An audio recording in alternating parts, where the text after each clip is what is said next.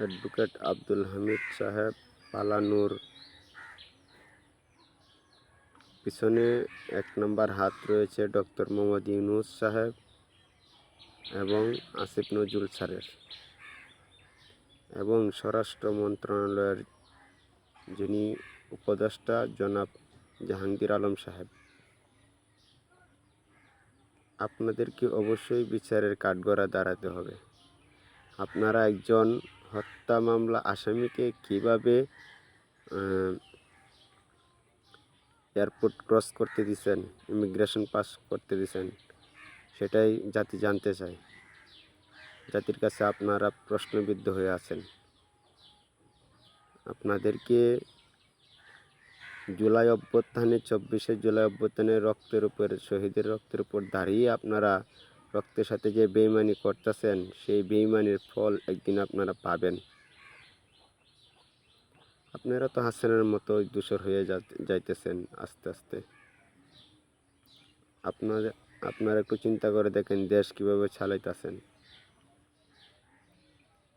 অযোগ্য ব্যক্তিকে আপনারা বিভিন্ন মন্ত্রণালয়ের দায়িত্ব দিতেছেন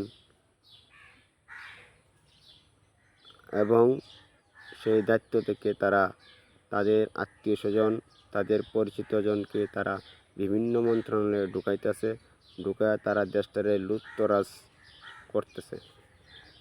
তাই আমি বলবো যত সম্ভব আপনারা সেই দিকে লক্ষ্য রাখবেন এবং ডক্টর মোহাম্মদ ইউনূস সাহেবকে বলবো আপনি আপনার